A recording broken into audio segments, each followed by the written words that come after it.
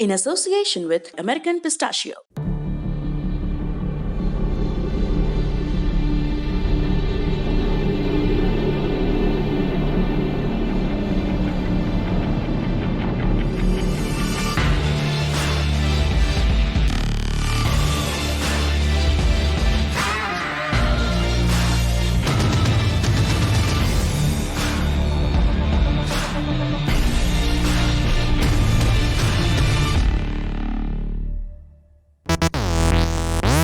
Japan के प्रधानमंत्री Shinzo Abe उन्होंने अपने पद से इस्तीफा दे दिया है स्वास्थ्य कारणों से। शिंजो आबे का कार्यकाल सितंबर 2021 में खत्म होने वाला था। वो जापान के सबसे लंबे समय तक पीएम रहने का रिकॉर्ड बना चुके हैं। उन्होंने कहा, मेरा कार्यकाल पूरा होने में अभी 1 साल का वक्त है, लेकिन मैं नहीं चाहता कि मेरी सेहत की वजह से सरकार के कामकाज पर असर पड़े, इसलिए मैंने प्रधानमंत्री पद छोड़ने का फैसला किया है। 65 साल के आबे लंबे समय से पेट से जुड़ी बीमारी से जूझ रहे हैं। इसकी वजह से उन्हें इस महीने 2 बार अस्पताल जाना पड़ा था।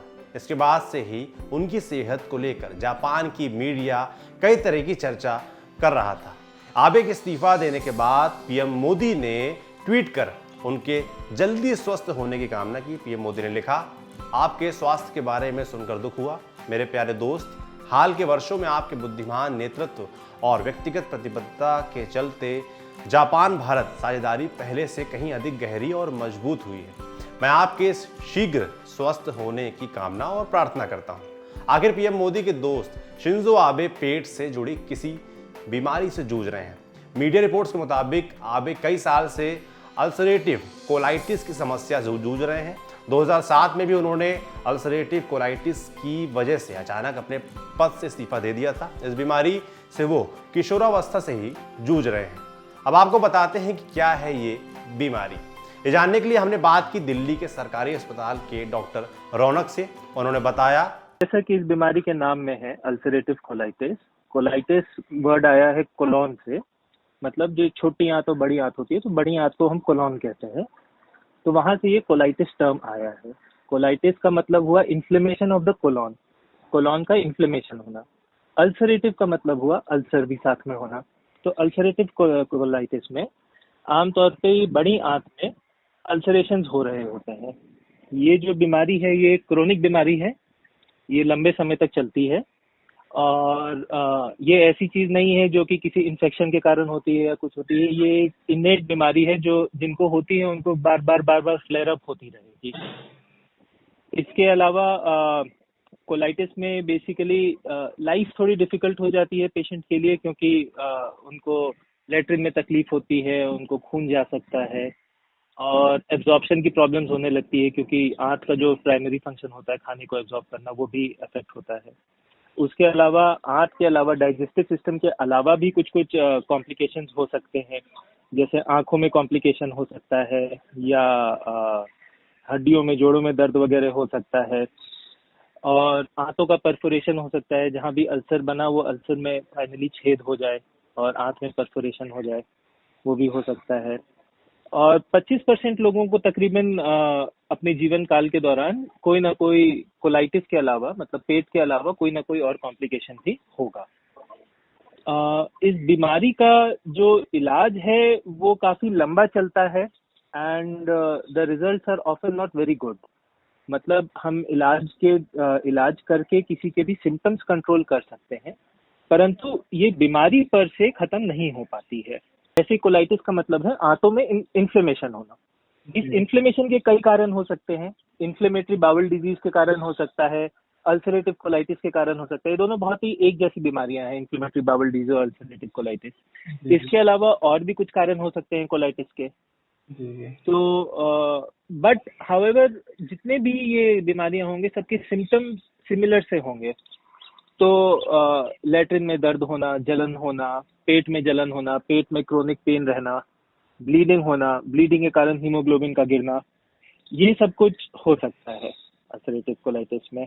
बीमारी जिसको होनी है उसको ये बीमारी होगी ही। तो इस बीमारी से बचाव का तो कोई तरीका नहीं है, लेकिन ये होता है डिजीज के दौरान कि इंसान खुद से समझ पाता है कि किस चीज से वो फ्लेयर अप हो रही है बीमारी। मान लीजिए कि उसने किसी खाने का पदार्थ आइडेंटिफाई कर लिया है कि ये खाने के बाद उनकी डिजीज फ्लेयर अप हो रही है, तो उन चीजों को वो अवॉइड कर सकता है।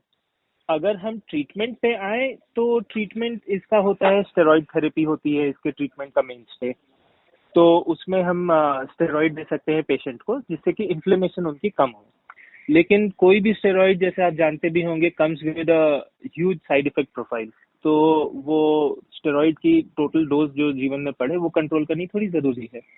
इसके अलावा इन्फ्लिक्सीमैब वगैरह, साइक्लोस्पोरिन, ये सब कुछ और भी ड्रग्स हैं जो कि हम दे सकते हैं, विच आर प्राइमरीली इम्यूनोमॉड्यूलेटर्स।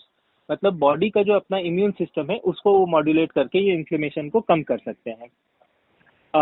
जिनमें की बहुत ज्यादा सीवियर डिजीज हो, जिसमें कि हमने ये स्टेरॉइड थेरेपी कोशिश कर ली है, साइक्लोस्पोरिन थेरेपी हमने कोशिश कर ली है, उन पेशेंट्स में कभी कभी हमें ऑपरेशन करने की जरूरत पड़ जाती है। अगर उनकी आंत में ऑलरेडी छेद हो चुका है या उसमें स्ट्रक्चर बन गया है, क्योंकि बार बार उसमें इन्फ्लेमेशन हुआ जिस कारण से अब वो जगह अब सिकुड़ सी गई है, तो वहां से अब खाना आगे या लैट्रिन आगे पास ही नहीं हो सकती है। तो उन पेशेंट्स में हमें फिर कभी कभी ऑपरेशन भी करने की जरूरत पड़ जाती है। और ऑपरेशन के बाद रिजल्ट ठीक हैं, but they are not very good. तो बेसिकली जिसको भी होता है, ये it's a long term disease और इंसान उसके साथ ही उसको जीना पड़ता है। डॉक्टर रौनक का कहना है कि ये बीमारी जिनको होनी है उनको ये बीमारी होगी ही। इस बीमारी से बचाव का कोई तरीका नहीं है, लेकिन बीमारी के दौरान ये पता चल जाता है कि किस चीज़ से ये बढ़ रही है। जैसे खाने की पहचान हो गई है कि ये खाने के बाद उनकी बीमारी बढ़ रही है, तो उन चीज़ों को परहेज कर सकते हैं और थोड़ा कंट्रोल हो सकता है। हालांकि ये बीमारी ऐसी नहीं है कि तुरंत मौत हो जाएगी। हालांकि कुछ मामलों में कैंसर का खतरा बना रहता है। 29 नवंबर 2005 की आउटलुक की एक खबर के मुताबिक अमिताभ बच्चन को भी कोलाइटिस से जुड़ी समस्या हो चुकी है। उस समय उन्हें मुंबई के लीलावती हॉस्पिटल में भर्ती करवाया गया था। उम्मीद करते हैं जापानी प्रधानमंत्री जल्द स्वस्थ होंगे। आप देखते रहिए दी लल्लन टॉक। शुक्रिया। फेसबुक पर क्या फैला, ट्विटर पर कौन हुआ ट्रोल, यूट्यूब की ट्रेंडिंग से लेकर इंस्टा के सब झोल, सोशल मीडिया की हर उठापटक एक जगह। सोशल लिस्ट सोमवार से शुक्रवार रात 10 बजे दी लल्लन टॉप पर।